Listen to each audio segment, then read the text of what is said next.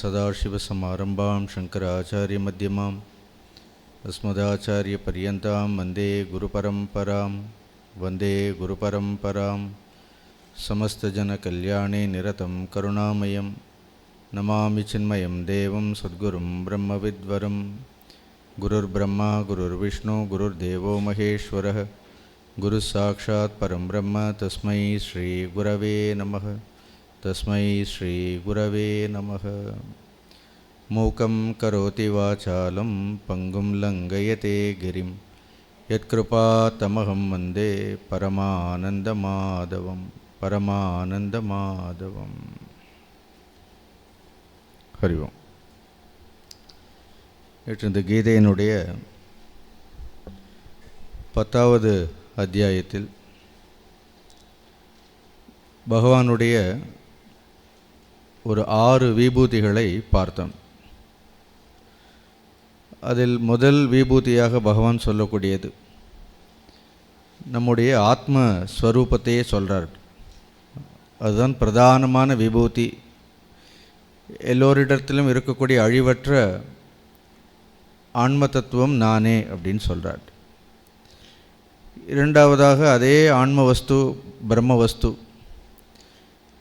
எவ்வாறு இந்த சிருஷ்டிக்கெல்லாம் ஈஸ்வரனாக இருக்கின்றதுன்னு சொல்கிறார். அதுவே ஆதியாக மத்தியமாக அந்தமாக முதலும் நடுவும் முடிவுமாக இந்த சிருஷ்டியில் இருக்கக்கூடிய அந்த ஈஸ்வர தத்துவமும் நானே அப்படின்னு சொல்கிறார். அடுத்ததாக 4 பாடல்களில் கொஞ்சம் கொஞ்சமாக இறங்கி வர்றார். அதே பகவானுடைய ஸ்வரூபமே சிருஷ்டியில் தேவதா மூர்த்திகளாக ஆக்கப்பூர்வமான சக்திகளாக இருக்கின்றதுன்னு சொன்னார். மானுட வாழ்க்கைக்கு இந்த தேவர்களுடைய அனுக்கிரகம் அப்படிங்கிறது இன்றியமையாதது. ஆனால்தான் நம்மளுடைய சம்பிரதாயங்களில் நம்முடைய கலாச்சாரங்களில் இந்த தேவதைகளுக்கு என்று பிரத்யேகமாக அவ்வளோ வழிபாடுகள் யஜ்ஞங்கள் யாகங்கள் எல்லாம் எதற்காக வைத்திருக்கின்றோம் என்றால் அவர்களெல்லாம் சிருஷ்டியில் மானுடர்களுக்கு ஹிதத்தை செய்யக்கூடியவர்கள். அப்படி பிரதானமாக இருக்கக்கூடியது சூரியனும் சந்திரனும். இந்த சூரியனும் சந்திரனும் இல்லைன்னா சிருஷ்டியில் எதுவுமே இல்லை. அதனால் மனிதர் எப்பொழுதும் இந்த சூரிய சந்திரர்களை பகவானுடைய விபூதியாக பார்க்க வேண்டும். சூரியனை உபாசிக்க வேண்டும், சந்திரனை உபாசிக்க வேண்டும். அதே போன்று தேவதைகளில் விஷ்ணுவாகவும் நான் இருக்கின்றேன்னு பகவான் வாமனருடைய பெருமையும் சொல்லி, அப்புறம் மருத்துக்களில் நான் மரீச்சியாக இருக்கின்றேன் அப்படின்னு இந்த மருத்துக்களை பற்றி பார்த்தோம். இந்த மருத்துக்களில் மரீச்சிங்கிறது, இந்த மருத்துக்கள்ங்கிறது இந்த படைப்பிலே இருக்கக்கூடிய தேவதைகள். இந்த தேவதைகள் எல்லோரும் எது இந்த சிருஷ்டியில் இருக்கின்றதோ அதெல்லாம் நம்முடைய தேகத்திலேயே கூட இருக்கின்றார்கள். அதனால் ஒவ்வொருவருக்கும் பார்க்கக்கூடிய எல்லா இடங்களிலும் எவ்வாறு ஒரு தெய்வீக தன்மையை பார்க்க வேண்டும் அப்படிங்கிறதுக்காக பழக்கப்படுத்துகிறார். நல்ல விஷயங்களையும் பழக்கப்படுத்திக்கணுமா இல்லையா? இப்போ நிறைய விஷயங்கள் நம்முடைய இதிகாசங்களில் புராணங்களில் சொல்லியிருக்கக்கூடிய விஷயங்கள் தேவதா மூர்த்திகளுடைய பெருமைகள் எல்லாம் ஒருவேளை தெரியாமல் இருக்கலாம். ஏதோ ஒரு வழியில் அவர்களுடைய சக்திக்கு ஏற்ற மாதிரி நமக்கு பெரிய மந்திரங்கள் தெரியல, ஸ்லோகங்கள் எல்லாம் தெரியல, யஜ்ஞங்கள் தெரியாது, யாகங்கள் தெரியாது, பரவாயில்ல. அப்படி எல்லாம் பகவானுடைய ஸ்வரூபம் என்று நினைத்து கொண்டு அந்த பகவானை யார் யார் எந்தெந்த வழியில் வழிபட முடியுமோ அப்படி வழிபட்டால் போருங்கிறார். இப்படித்தான் வழிபட வேண்டும்னு பகவான் சொல்லலை. ஏயதா மாம் பிரபத்யந்தே தான்ஸ்ததைவ பஜாமியகம் மம வர்த்மானு வர்த்தந்தே மனுஷியா பார்த்த சர்வசகந்தன் கீதையிலே இருக்கிறது. யார் யார் என்னை எந்தெந்த வழியில் வணங்குகின்றார்களோ, எப்படியெல்லாம் வழிபடுகின்றார்களோ அவரவர்களுக்கு அந்தந்த விதத்தில் நான் அனுகிரகிக்கின்றேன் அப்படின்னு சொல்கிறார். கண்ணப்ப நாயனாருடைய பக்தியும் பகவான் ஏற்றுக்கொண்டார். அப்படி ஞானசம்பந்த பெருமானுடைய பக்தியும் பகவான் ஏற்றுக்கொண்டார். அப்படி ஆழ்வார்களிலையும் பார்க்கிறோம். ஏதோ ஒரு விதத்தில் மானுடர்களாக பிறந்த நமக்கு ஒரு தெய்வத்தினுடைய சம்பந்தம் அன்றாடம் இருக்க வேண்டும். Not occasionally. அப்படி எப்போ ஒரு முறை கிடையாது, அப்படி நித்தியமும். அதனால்தான் நமக்கு 3 வேளை ஒரு காலையில், மத்தியானம், சந்தியா 3 வேளையிலும் 24 மணி நேரம்னு எடுத்துட்டோன்னா அது 8 மணி நேரத்திற்கு ஒரு தடவைன்னு சொல்வார்கள். 3 8 24. 8 மணி நேரத்தை ஒரு பாகமாக வைத்து கொண்டு காலையில் ஒரு முறை பகவானை ஸ்மரணை பண்ணோன்னா அப்புறம் ஒரு 8 மணி நேரம் கழித்து கொஞ்சம் ஒரு 5 நிமிடமோ 10 நிமிடமோ நம்மளுடைய வேலைகளுக்கு நடுவில் நேரத்தை எடுத்து கொஞ்ச நேரம் பகவானை தியானம் பண்ணணும். அடுத்து அப்புறம் ஒரு 8 மணி நேரம் கழித்து, இது ஒரு பழக்கம். அப்புறம் சதா சர்வ காலமும் நம்மளுடைய சுவாசம் எப்படி இருக்கின்றதோ அப்படி பகவானுடைய சிந்தனைங்கிறது நல்ல அனுபவம் வரும் பொழுது, நமக்கு இந்த வாழ்க்கை நிறைய பாடங்களை எல்லாம் படிப்பிக்கும் பொழுது, நல்ல பக்குவங்கள் எல்லாம் வரும் பொழுது, உள்ள இருக்கக்கூடிய புண்ணிய கர்மங்கள் எல்லாம் அபிவியக்தி ஆகும் பொழுது, வெளிப்படும் பொழுது, அந்த பகவானை தெரிந்து கொள்ள வேண்டும், அறிந்து கொள்ள வேண்டுங்கிற அந்த ஆர்வம் நமக்கு எல்லோருக்கும் வரும். அதை எந்தெந்த ரூபத்திலெல்லாம் அந்த பகவானை நாம் வணங்கலாம் என்பதற்காகத்தான் இந்த 6 விஷயங்களை சொன்னார். இந்த 6 விஷயங்கள் உங்களுக்கு புரிந்திருக்குன்னு நினைக்கிறேன். அடுத்த ஸ்லோகத்தில் இன்றைக்கு 22வது ஸ்லோகம், 22வது ஸ்லோகத்தில் பகவான் ஒரு 3 விபூதிகளை சொல்கிறார். இதுவும் பாருங்கள், ரொம்ப அழகான விபூதிகள். வேதானாம் சாமவேதோஸ்மி தேவானாமஸ்மி வாசவஹ இந்திரியாணாம் மனச்சாஸ்மி பூதானாம் அஸ்மி சேதனா.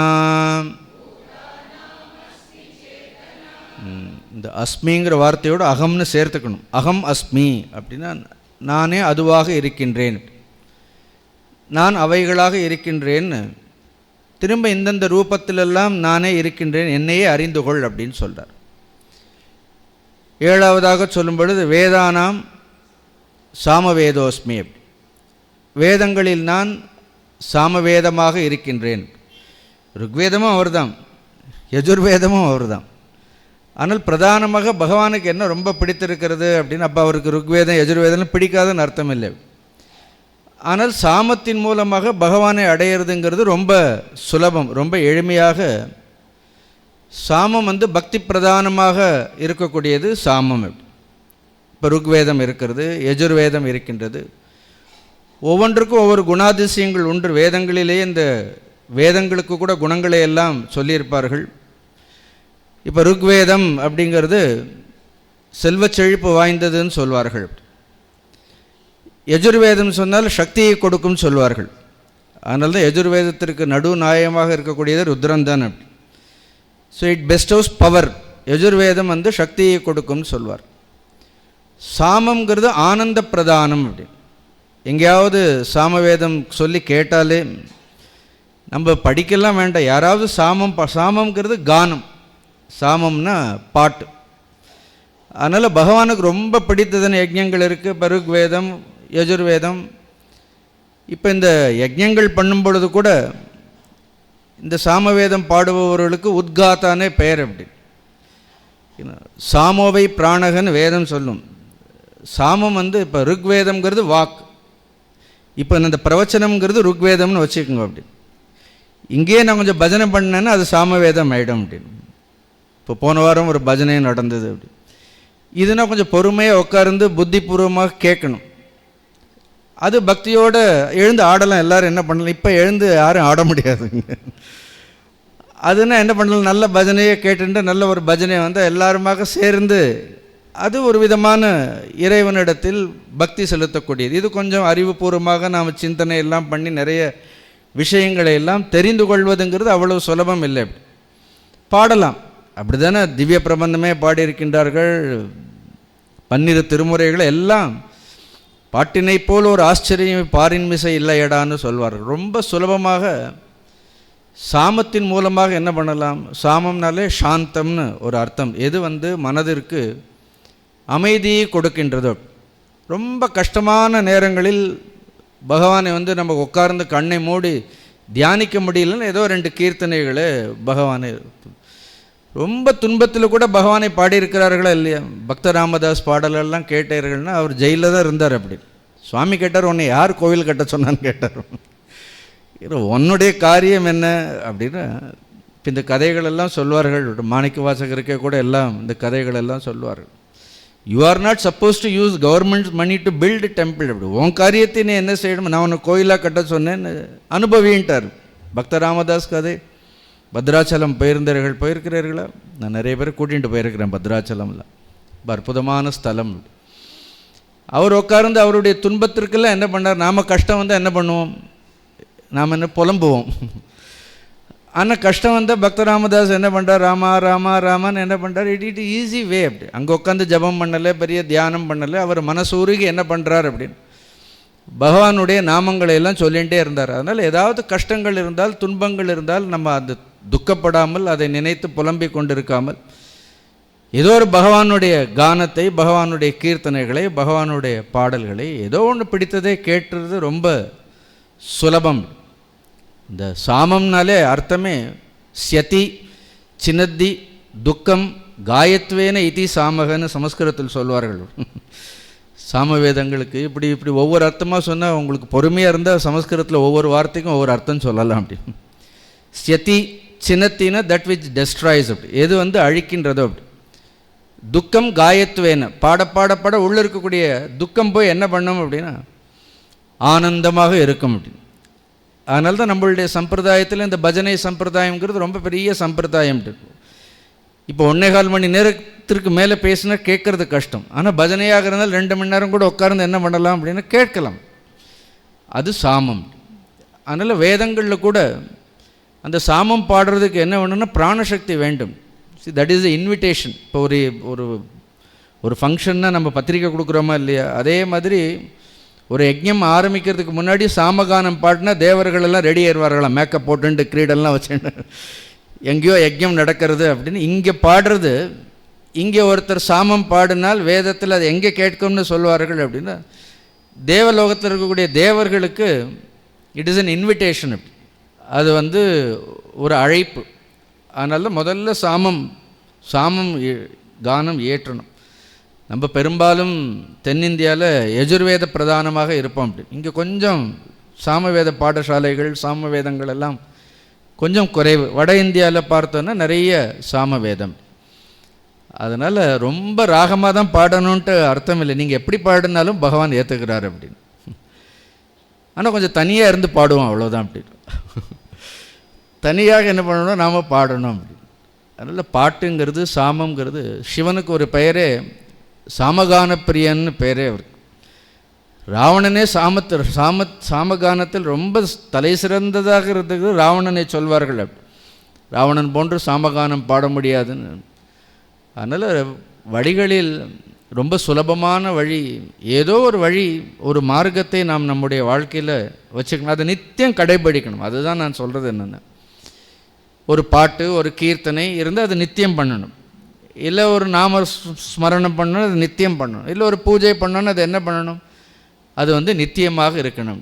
அதனால் பகவானே சொல்கிறார், வேதங்களில் நான் சாமவேதமாக இருக்கின்றேன். அந்த சாமத்திலே ரொம்ப சிறந்தது. இப்போ ஒவ்வொன்றுக்கும் இப்போ சாந்தோக்கிய உபநிடதங்கள் எல்லாம் படித்தோன்னா இதனுடைய எசன்ஸ் இது, ரசம் அதுன்னு சொல்வார்கள். கடைசியில் எல்லாவற்றிற்கும் சாமத்திற்கே ரசமாக இருக்கக்கூடியது எதுனா ஓம்காரம்.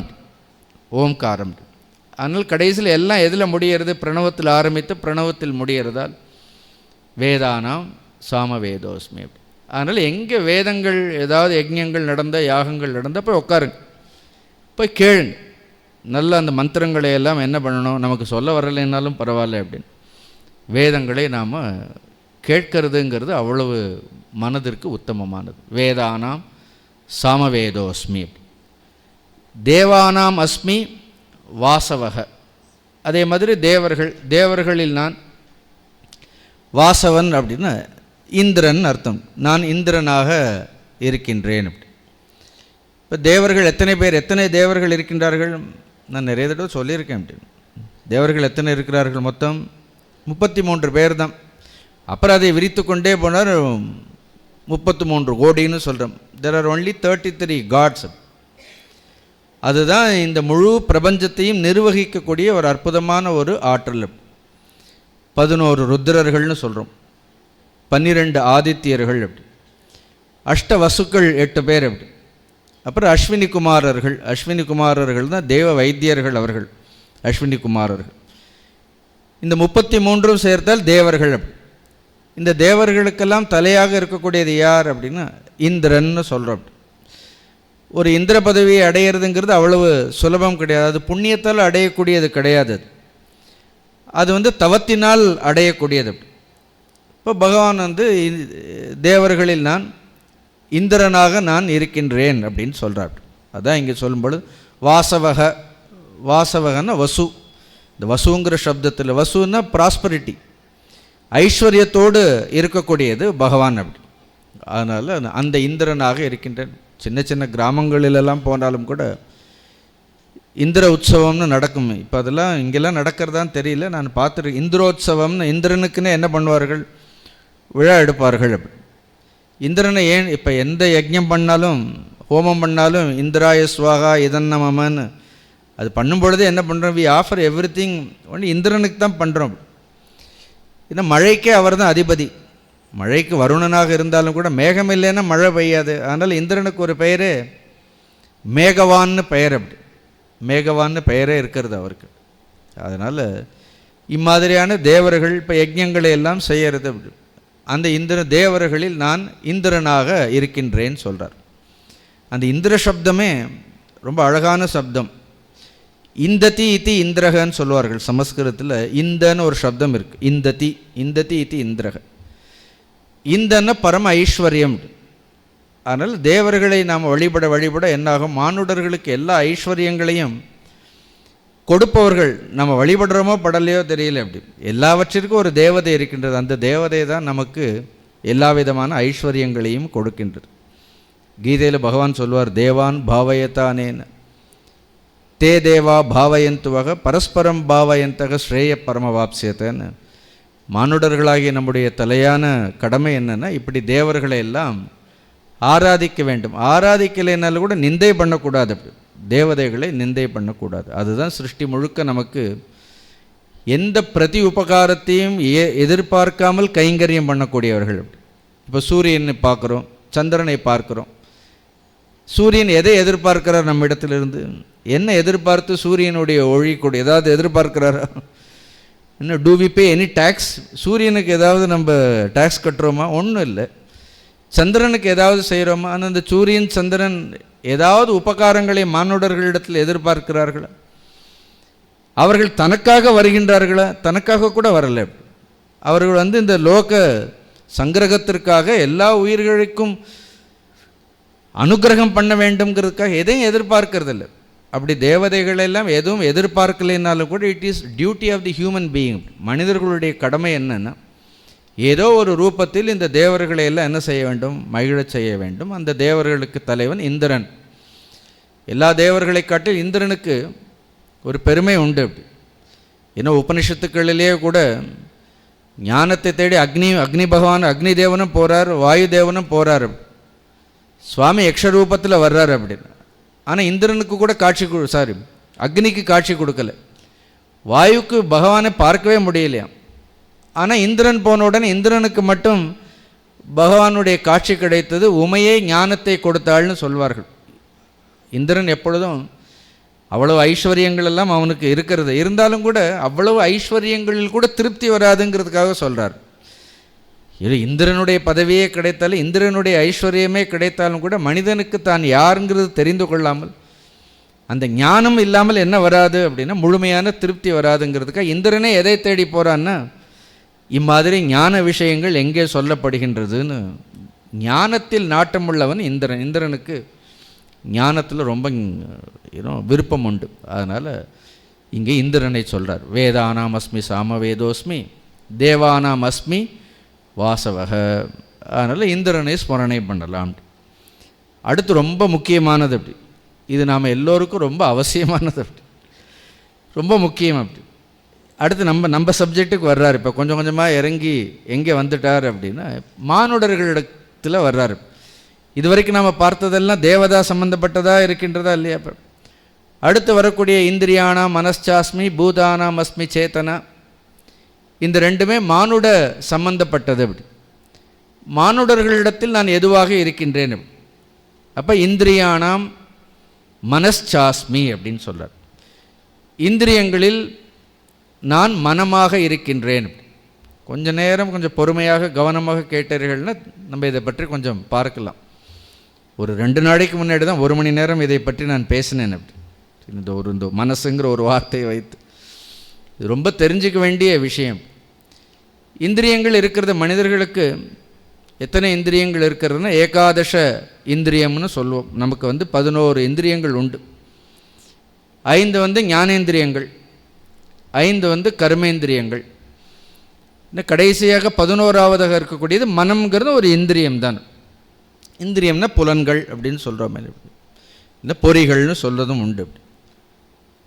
5 ஞானேந்திரியங்கள்னா கண், காது, மூக்கு, நாக்கு, தோல், இந்த 5 இந்திரியங்கள் இருக்கிறது. இதெல்லாம் இதன் மூலமாக தான் கேட்கிறோம், இதன் மூலமாகத்தான் பார்க்கின்றோம், உணர்கின்றோம், நுகர்கின்றோம். இதெல்லாம் 5 ஞானேந்திரியங்கள் இதற்கு பெயர்.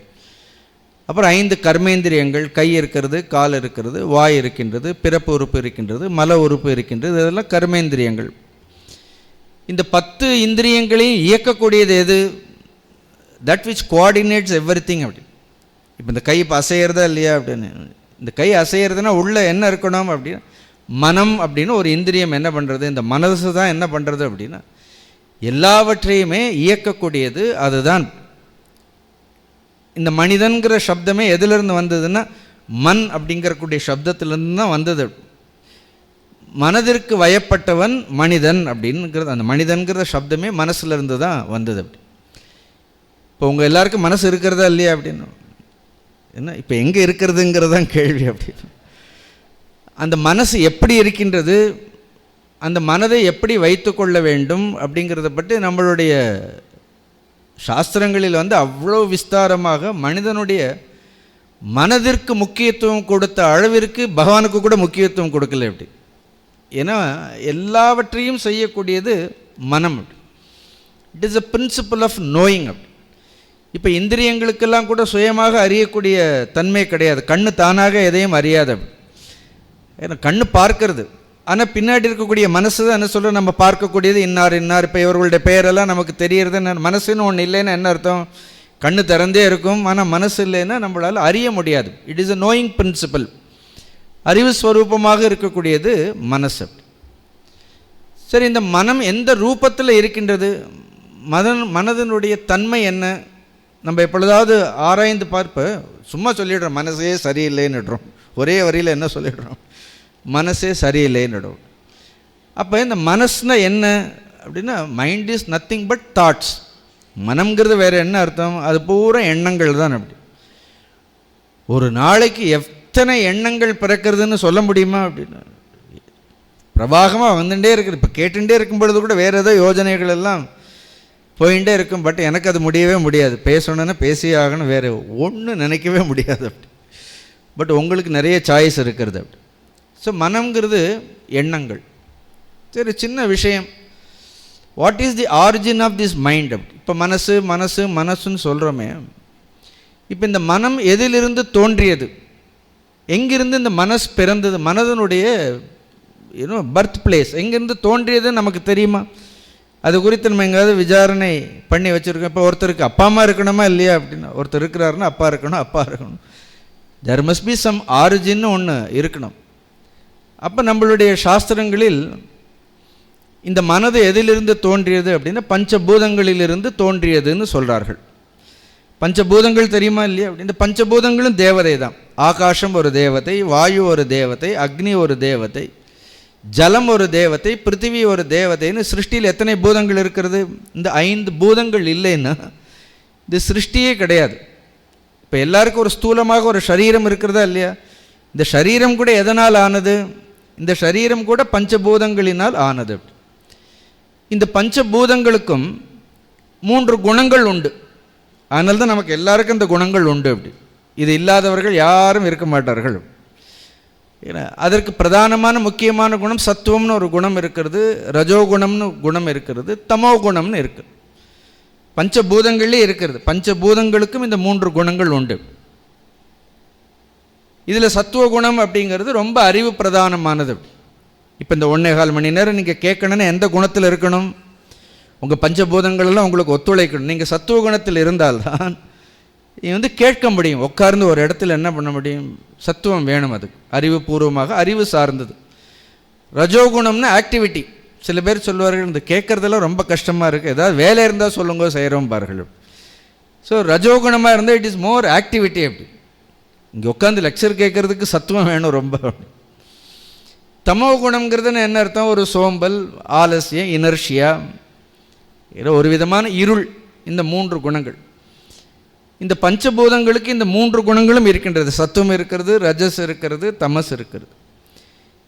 இந்த மனசு எதிலிருந்து தோன்றியது அப்படின்னு பார்த்தா இந்த பஞ்சபூதங்களினுடைய சத்துவ குணத்திலிருந்து தோன்றியது மனசு. நம்ப முடியறதா உங்களால்? 5 பூதங்களும் சேர்ந்து இப்போ ஒவ்வொரு பூதத்திலிருந்து, இப்போ ஒவ்வொரு பஞ்சபூதங்களிலிருந்து ஒவ்வொன்று, நம்ம இந்திரியங்கள் கூட ஆகாயத்தினுடைய சத்துவ குணத்திலிருந்து தான் காது வந்திருக்கிறது. காதுங்கிறது ஆகாசம்னா சப்தமாக இல்லையா, கேட்குறோமா இல்லையா அப்படின்னு. இப்போ ஆகாயத்தினுடைய சத்துவ குணத்திலிருந்து காது வந்திருக்கிறது, அவ்வளோதான். அதே மாதிரி ஆகாயத்தினுடைய வாயுன்னு இருக்குது, சார், வாயுனுடைய சத்துவ குணத்திலிருந்து என்ன வர்றது? தோல் வர்றது. அப்படி இப்படி ஒவ்வொரு இந்திரியத்தினுடைய சத்துவ குணத்திலிருந்து, ஒவ்வொரு பஞ்சபூதங்களுடைய சத்துவ குணத்திலிருந்து ஒரு இந்திரியம். எல்லா பஞ்சபூதங்களும் சேர்ந்து அதனுடைய சத்துவ குணத்திலிருந்து எது வந்திருக்கிறது அப்படின்னா மனம்ங்கிறது வந்திருக்கிறது. அப்போ மனசுங்கிறது பிரதானமாக என்ன குணம் அதற்கு இருக்கிறது? பாருங்க, சத்துவ குணம். ஆனால் இப்போ அது சத்துவத்தில் இருக்கிறதா? இன்னும் ரொம்ப ரேர் அது. அப்படி பெரும்பாலும் பார்த்தா என்ன இருக்கும் அப்படின்னு, அது ஒன்றா தமோ குணத்தில் இருக்கும். தமோ குணத்திலே, தமோ குணம்னா ரொம்ப கீழான விஷயங்களையே, அதுவும்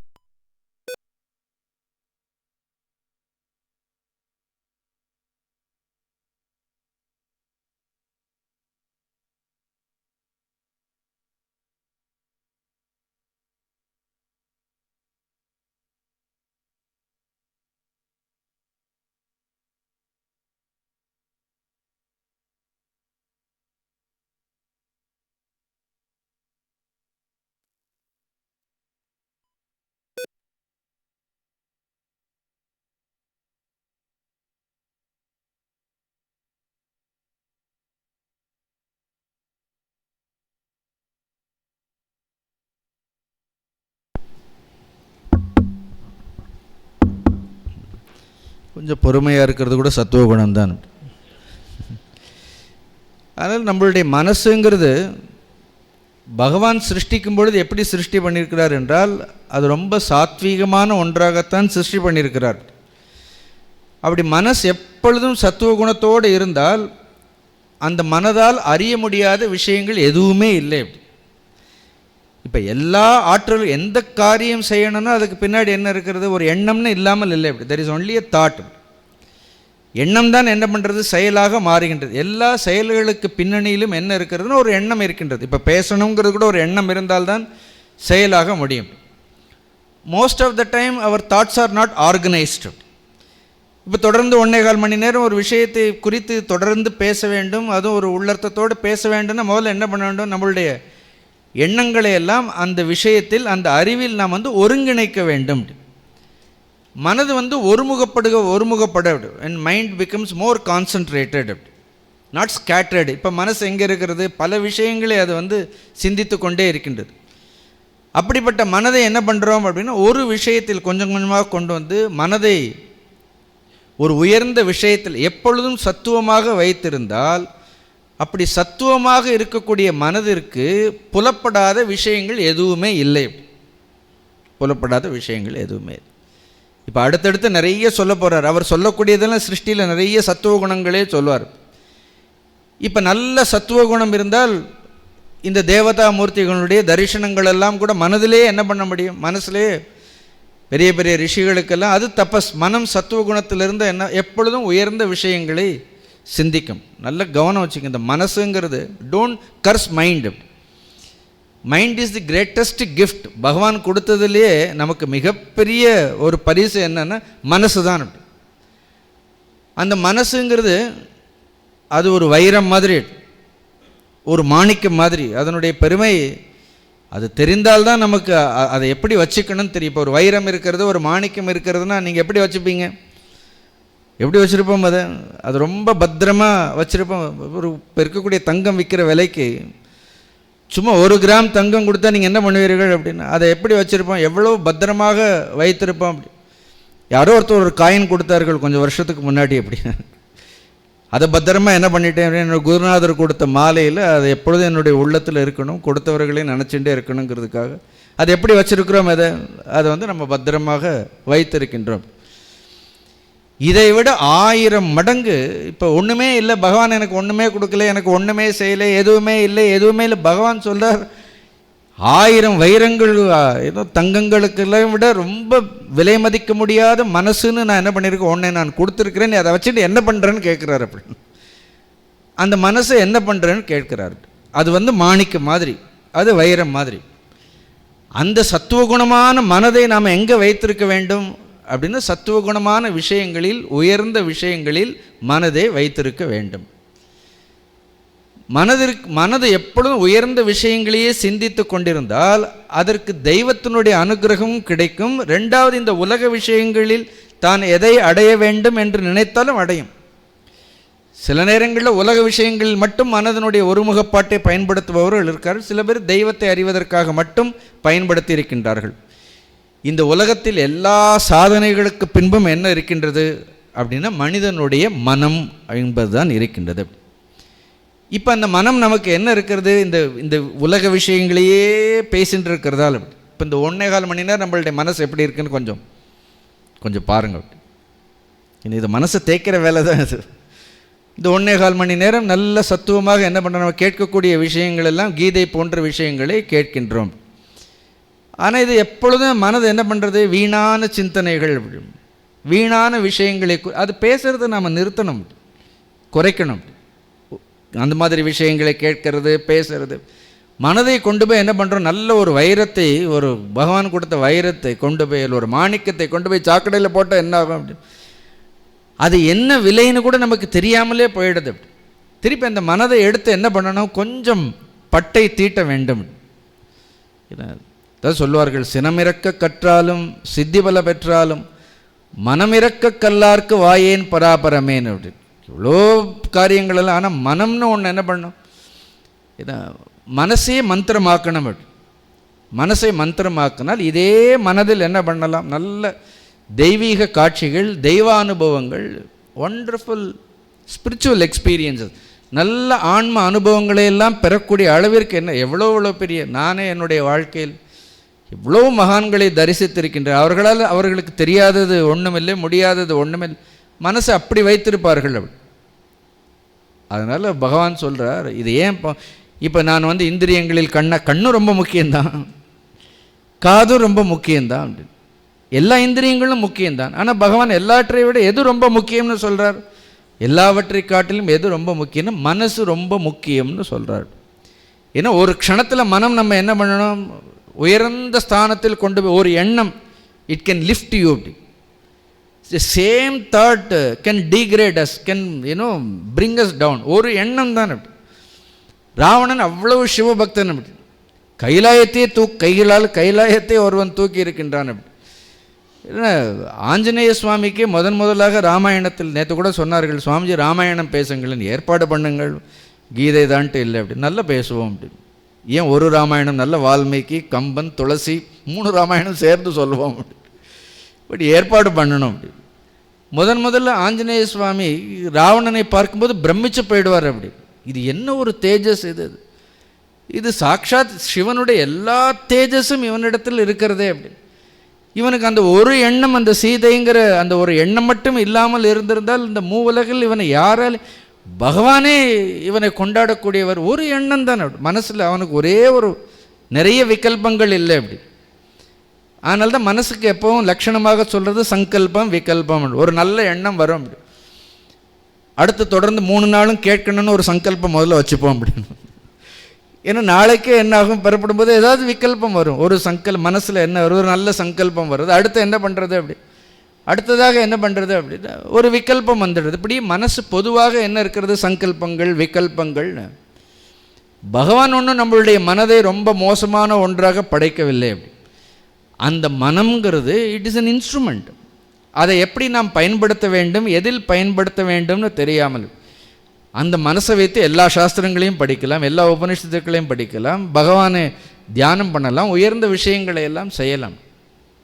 அதனால தான் மனத்துக்கண் மாசிலன் ஆதல் தான் வள்ளுவரே சொல்லும்பொழுது என்ன சொல்கிற, எல்லாவற்றை காட்டிலும் ரொம்ப தூய்மையானது என்ன, அகம் தூய்மை, புறந்தூய்மை நீரால் அமையும், அகம் தூய்மை வாய்மையால் அமையும். அப்போ கொஞ்சம் கொஞ்சமாக என்ன பண்ண வேண்டும், இந்த மனதை தூய்மைப்படுத்த வேண்டும். இப்படி ஒரு சப்ஜெக்ட் அன்ஃபார்ச்சுனேட்லி நம்மளுடைய சிலபஸ்லேயே இல்லை, நம்ம படித்ததுலேயே இது வரைக்கும்.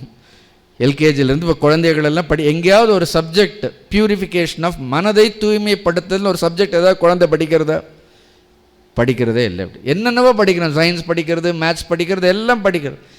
அதனால் எல்லாம் படித்தாலும் கூட வாழ்க்கையினுடைய எல்லா பிரச்சனைகளுக்கும் தீர்வு வர்றதே கிடையாது. அப்போ எல்லா பிரச்சனைகளுக்கும் தீர்வு எங்கே இருக்கின்றது என்றால் மனதினுடைய தூய்மையில் தான் இருக்கின்றது. அதனால தான் மன தூய்மைங்கிறது ஜஸ்ட் கீப் இட் பியூர். ஏன்னா அது நேச்சுரலாக எப்படி இருக்கிறது, ஒரு ரப்பர் பேண்ட் மாதிரி தான். அப்படி நாம் இழுத்து வச்சுருந்தா என்ன ஆகும், அது இழுத்து இருக்கு, இல்லைன்னா அதுக்கு அந்த டென்ஷன் கிடையாது. சில மனசுக்கு ஒரு டென்ஷனும் கிடையாது. மனம் எப்பொழுதுமே சாந்தமாகத்தான், மனதினுடைய இயல்பே சாந்தம், மனதினுடைய இயல்பே பொறுமை. அப்படி மனதினுடைய லட்சணமே அவ்வளோ அற்புதமான ஒரு லட்சணம் அது. ஆனால் அது என்ன கொஞ்சம் மாசுபட்டு இருக்கின்றது. அப்போ மனதில் இருக்கக்கூடிய இந்த மாசுகளையெல்லாம் என்ன பண்ண வேண்டும் அப்படின்னு போக்க வேண்டும், கவனிக்கணும். கொஞ்சம் மனதில் இருக்கக்கூடிய மாசுகள் எல்லாம் என்ன, விருப்புகள், என்ன ஒவ்வொருத்தர் ஒரு மேலே வைத்திருக்கக்கூடிய அதீதமான விருப்பு, இல்லைன்னா அதீதமான வெறுப்புகள், பொறாமை, போட்டி, இதெல்லாம் என்ன அர்த்தம், இதெல்லாம் எண்ணங்கள் தான். பயம் கூட, இதெல்லாம் கொஞ்சம் கொஞ்சமாக விடுங்கள். அப்படி என்னுடைய மனதினுடைய லட்சணம் என்ன அப்படின்னா, மனதினுடைய லட்சணமே தெய்வ லட்சணம். அதுக்கு தெய்வ லட்சணம். ஒருத்தர் மனசு சுத்தமாக இருந்தால் அவரை பார்த்துட்டே இருக்கலாம்னு தோணும் நமக்கு. அப்படி ஒரு மனிதனுக்கு ஒரு தேஜஸ்ங்கிறது எங்கே வர்றது அப்படின்னா அவர்களுடைய மனதினுடைய லட்சணத்திலிருந்து வரக்கூடியது. அதுதான் சிலர் பேசினால் கேட்கணும்னு தோன்றதா இல்லையா. இப்போ குழந்தைகள் கூட நம்ம சொல்கிறத கேட்குறதே இல்லைன்னு கம்ப்ளைண்ட் பண்ணுறப்ப இது சம்திங் ராங் வித் அஸ். அப்படி நம்ம சொல்கிறத நம்ம குழந்தைகள் கேட்கலேன்னு என்ன இருக்கிறது, எங்கேயோ நாம் சொல்கிறத கேட்கறது இல்லை. அப்படி ஸோ இந்திரியானாம் மனச்சாஸ்மின். அடுத்த முறை பகவான் சொல்கிறார், இந்திரியங்களில் நான் மனமாக இருக்கின்றேன் அப்படி சொல்கிறது. அதனால் இந்த மனசுக்கு மூடெல்லாம் இருக்கக்கூடாது. அப்படி காலையில் ஒரு மூடு, மத்தியானம் ஒரு மூடு, கவனித்து என்ன பண்ணுங்க அப்படின்னா மனதை என்ன பண்ணணும், ஜஸ்ட் அப்சர்வ்.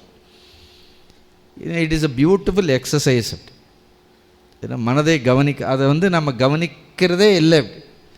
அதை பற்றி நம்ம கவலைப்படுறது, ஏதாவது துக்கம் வரும்பொழுது உடனே என்ன பண்ணுறோம், துக்கம் வருதேன்னு சொல்கிறோம். மனிதர்களுடைய எல்லா சுகங்களுக்கும் துக்கங்களுக்கும் காரணம் மனசு தான். அதுதான் காரணம்.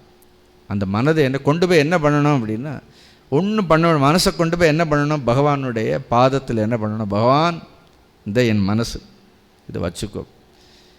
இல்லைன்னா குருவனுடைய பாதங்களில் கொண்டு போய் என்ன பண்ணணும், நம்மளால் ஒன்று சரி பண்ண முடியும். பைக் இருக்குது, சரி பண்ண முடியலன்னா என்ன பண்ணுறோம், நாம் அதை அனாவசியமாக எதுவும் பண்ணக்கூடாது. சரி பண்ண தெரியாமல் அதை சரி பண்ண போகக்கூடாது. கொண்டு போய் யார் நிபுணராக இருக்கிறார்களோ அங்கே கொண்டு போய் விடுறோமா இல்லையா. அப்படி மனசே சரி இல்லையா, நல்ல குரு இருந்தார், அந்த குருவினிடத்தில் போய் என்ன பண்ணணும், கொண்டு போய் வைத்துடணும். இப்போ குரு இல்லையா, மனசே சரி இல்லையா, பகவானிடத்தில் என்ன பண்ணணும், பகவான் நீ தான் கதி. இப்படி இது உன்னுடைய மனசு, இது என்னுடைய மனம்னே சொல்லி இது உன்னோடது அப்படின்னு கொண்டு போய் என்ன பண்ணணும், அப்படி பண்ணிவிட்டு நிச்சிந்தையாக இருங்க, நிச்சலனமாக இருங்க. ஒரு சலனம் இல்லாமல், ஒன்று இல்லாமல் இருந்தால் உள்ளே என்ன ஆகும், உள்ளே தெய்வம் நமக்கு பிரத்யட்சமாக தெய்வத்தினுடைய குரல் கேட்கும். ஒரு 6-7 வால்யூம் எழுதியிருக்காரு பரமாச்சாரியருடைய புக்கே இருக்கிறத, தெய்வத்தின் குரல்னே இருக்கிறதே இல்லையா. அப்படின்னு one can hear the voice of the lord. பகவானுடைய குரலை கேட்க முடியாதுன்னு யார் சொன்னார்கள் அப்படின்னு, அது உள்ளே இருக்கும், நம்மளுடைய மனதிற்குள்ளே இருந்து என்ன பண்ணும், இது பண்ணுன்னு சொல்லும், இது பண்ணாதேன்னு சொல்லும். இதனால் நீ உயர்வாயின்னு சொல்லும். இது அது உள்ள கேட்கும், அது கேட்காமல்லாம் இல்லை. அப்படி தானே பெரியவர். அது நமக்கு கேட்கலன்னு யாருக்கு கேட்கிறதோ அவர்களுடைய வழியை பின்பற்றி நாம் நடந்து கொள்ள வேண்டும்னு சொல்லும். இந்த மனசுன்னு ஒன்று இருக்கிறதால அதை நம்மளால் கட்டுப்படுத்த முடியலைங்கிறதால தான் குருன்னு ஒருத்தர் நமக்கு அவசியமாக இருக்கிறார். அப்படி குருன்னு ஒருத்தர், ஏன்னா he only knows the mechanism of mind. அப்படி கிளியர். மனசை பற்றி எவ்வளோ அழகாக சொல்லியிருக்கிறார்கள் இல்லையா? அப்படி எவ்வளோ பெரிய விஷயம் பாருங்கள். அடுத்த முறை இப்போ மனசே சரியில்லைன்னு நீங்கள் சொல்லும்போது உடனே இந்திரியானா மனஸ்சாஸ்மின்னு இந்த ஸ்லோகத்தை மட்டும் நினைங்க அப்படி. அதனால் பகவான் சொல்ல, நான் இங்கேயும் இல்லை அப்படி, நான் இங்கே இல்லை அங்கே இல்லை எங்கேயுமே எங்கே இருக்கிறேன் அப்படின்னு. I am just I am closer than your skin அப்படி. உன்னுடைய தோலை காட்டிலும் உனக்கு உன்னுடைய மனசுலேயே தான் இருக்கிறேன்னு சொல்லிட்டு நாம் சொல்லலாம். என் மனசுலேயே அவர் இருக்கிறாருங்கிறோம். இவர் எதுக்கு யாரையும் மனசுலேயே ரொம்ப வைக்காதீங்க.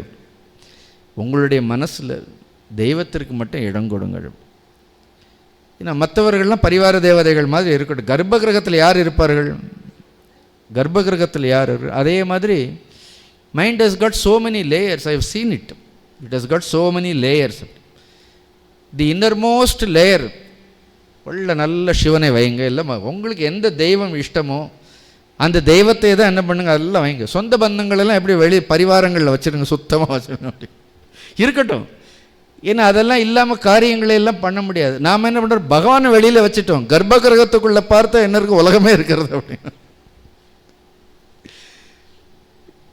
எதை எங்கே வைக்கணும், யாரை எங்கே வைக்க வேண்டும்னு இருக்கிறது. எதற்கு முக்கியத்துவம் கொடுக்குறோம், யாருக்கு முக்கியத்துவம் கொடுக்குறோங்கிறது இது ஸோ இம்பார்ட்டண்ட்.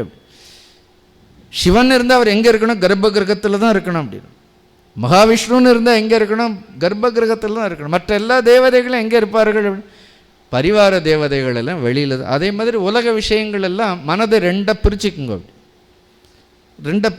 ஒன்று அவுட்டர் மைண்டு, இன்னர் மைண்டு ரெண்டாக பிடிச்சிக்குங்க.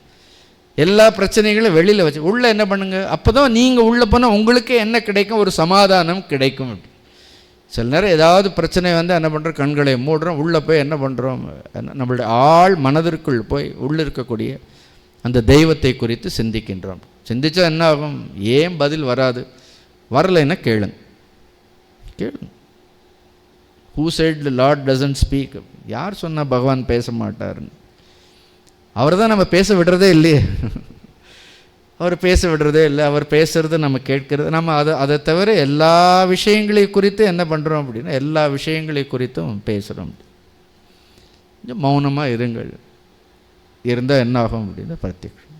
இன்னும் அழகான ஒரு வரி, இந்திரியானாம் மனஸ்சாஸ்மி. அப்படி அர்ஜுனா, நான் அர்ஜுனனுக்கு ஒரு குழப்பம் வந்ததா? இந்த முழு பகவத்கீதை எங்கேருந்து வந்தது? அர்ஜுனனுக்கு குழப்பம் காதலியாக வந்தது, கண்ணலியாக வந்தது? கவலைகள் எல்லாம் எங்கே இருக்கிறது? காதில் ஒரு பிரச்சனை வந்தாலும் குழப்பம் மனசில் தானே வர்றது. அப்படி அர்ஜுனனுக்கே ஒரு குழப்பம் வந்தது. அர்ஜுனன் என்ன பண்ணான், பகவான் என்னால் ஒன்றுமே பண்ண முடியாது, ஏன்னா நான் முழுமையாக உன்னை சரணடைகின்றேன் சொன்னார். கார்பண்ய தோஷோ உபகத ஸ்வபாவம், என்னுடைய ஸ்வபாவமெல்லாம் போயிடுது. புருச்சாமித்வாம் தர்மசம்மோட சேத்தா, என்னுடைய சேத்தஸே எது தர்மம் எது அதர்மம்னே தெரியல அப்படின்னு. அதனால் விழுந்துட்டேன். ஷாதி மாம் துவாம் பிரபன்னம். அப்படி துவாம் பிரபன்னம், பகவான் நான் விழுந்துட்டேன். மாம் ஷாதி, ஏன்னா எனக்கு உபதேசம் பண்ணுன்னு. அவனை தூக்கி நிறுத்தி அவனை உட்கார வச்சு, அவன் நிற்கக்கூட இல்லை. அப்படி உங்களை மாதிரியே நீங்கள் சேரில் உட்காந்துருக்கீங்க, அவன் தேரில் உட்காந்துருந்தான். பகவான் அந்த தேர்தட்டில் உட்கார்ந்துட்டு என்ன பண்ணார் அப்படின்னா, ஏன்னா ஒரு குழந்தைக்கு சொல்கிற மாதிரி இந்த உபதேசங்களை எல்லாம் அர்ஜுனனுக்கு சொல்லி அவனுடைய மனக்குழப்பங்களை எல்லாம் நீக்கினாரா இல்லையா அப்படின்னு. அதனால் மனம்னு ஒன்று எடுத்துனா அதில் என்ன கிடையாது, அதில் பெரிய குழப்பங்கள் கிடையாது. அதெல்லாம் நாம் ஏற்படுத்தக்கூடியது வரும். ஆனால் அதற்கு தீர்வு எங்கே இருக்கிறது? உங்களுடைய எந்த குழப்பங்களுக்கும் வெளியில் தீர்வு கிடையாது. அதுக்கெல்லாம் ஒரு மாத்திரை மருந்தெல்லாம் இல்லை. அப்படி மனசு சரியில்லைன்னு போனால் தூக்க மாத்திரை தான் கொடுப்பார்கள் பெரும்பாலும். அதை தான் கொடுக்க முடியும் அவர்களாலேயும். Sometime it is erratic mind. Think about lord. நித்தியம் மனசில் என்ன பண்ண, அதனால் மனசை கர்ப்ப கிரகமாக வச்சுட்டு அதில் என்ன பண்ணணும், அதில் யாரை வச்சுருக்கணும், எப்பொழுதும் உள்ள பகவானை வைத்துக்கும். இவ்வளோ போரும்னு நினைக்கிறது. இந்திரியானாம் மனஸ்சாஸ்மி. அவ்வளோ, பகவானை வேறு எங்கே தேடணுங்கிறார். அதுக்கு அதை தொடர்ந்து என்ன சொல்கிறார் அப்படின்னா, அந்த மனசை அப்படி வச்சுக்கணும்னு அதுக்கு அறிவு வேணும்னு சொல்கிறார், வேற ஒன்றும் சொல்லலை. அப்படி நான் எப்பவும் சொல்வேன், யாராவது அறிவு இருக்கான்னு கேட்டால் நமக்கு என்ன வரும்? கோபம் மட்டும் வரும் அப்படின்னு. ஆனால் உண்மையிலேயே அறிவு இருக்கிறதான்னு நாம் என்ன பண்ணணும்? அதுதான் அடுத்ததில் என்ன சொல்கிற, மனசை சொல்லி முடிச்ச உடனே என்ன சொல்கிறார் அப்படி, இந்த ரெண்டு தான். எப்படி சிருஷ்டியில் சூரியனும் சந்திரனும் ரெண்டு கண்களோ, அதே மாதிரி ஒரு மனிதனுக்கு ரெண்டு கண்கள் என்ன அப்படின்னா, ஒன்று மனம், இன்னொன்று என்ன அர்த்தம், புத்தி. அப்படி இந்த ரெண்டு எப்பொழுதுமே என்ன பண்ணுற, கணவன் மனைவி மாதிரி. அப்படி இது ரெண்டு சேர்ந்தே இருக்க வேண்டும். மனமும் புத்தியும் என்ன, they should be always vetted. மனம் எப்பொழுதும் எதனுடைய கட்டுப்பாட்டில் இருக்க வேண்டும்? புத்தியினுடைய கட்டுப்பாட்டில் இருக்க வேண்டும். அதனால தான் நம்ம ஒரு தேரை சொல்லும் பொழுது கூட குதிரைகள் எல்லாம் இந்திரியங்கள்னு சொல்லுவோம். கடிவாளத்தை என்ன சொல்கிறோம்? மனம்னு சொல்கிறோம். அந்த தேரை ஓட்டுறவர் அவரை தான் புத்தின்னு சொல்கிறோம். புத்தியை தான் சாரதின்னு சொல்கிறோம். அந்த சாரதியினுடைய கையில் தான் எப்படி இருக்கணும்? அந்த கடிவாளங்கிறது இருக்கணும். அதே மாதிரி நம்முடைய மனம் எதனுடைய கட்டுப்பாட்டில் இருக்க வேண்டும்? புத்தியினுடைய, அறிவினுடைய கட்டுப்பாட்டில். புத்தி எங்கே இருக்க வேண்டும்? புத்தி என்ன, உயர்ந்த விஷயங்கள். அப்படி உங்களுக்கு இறைவன் மீது நம்பிக்கை இல்லைன்னாலும் பரவாயில்லை, அப்படி ஏதோ ஒரு உயர்ந்த லட்சியத்தின் மீது என்ன இருக்கணும்? புத்தி என்ன பண்ணணும்? ஒரு உயர்ந்த லட்சியத்தில் வைத்திருந்தால் மனம் என்ன பண்ணணும்? புத்தியை சுற்றி வந்து கொண்டே இருக்க வேண்டும். அதனால தான் சொல்கிறார், பூதானாம் அஸ்மி சேத்தனா. சேத்தனான இன்டெலிஜென்ஸ். மனிதர்களில் நான் எதுவாக இருக்கின்றேன்? அவர்களிடத்தில் இருக்கக்கூடிய அறிவாக நான் இருக்கின்றேன். புத்திர் புத்திமதாம் அஸ்மின்னு 7வது அத்தியாயத்தில் ஏற்கனவே பகவான் சொல்லிட்டார். மனிதர்களிடத்தில் நான் எதுவாக இருக்கின்றேன்? அறிவாக இருக்கின்றேன், புத்தியாக சேத்தனா, இன்டெலிஜென்ஸ் பிரின்சிபல். அது யாருக்கு இருக்கின்றது? விலங்குகளுக்கு கூட எது சரி எது தவறெல்லாம் பிரித்தெல்லாம் பார்க்க முடியாது. மனிதனுக்கு மட்டும்தான் என்ன இருக்கிறது?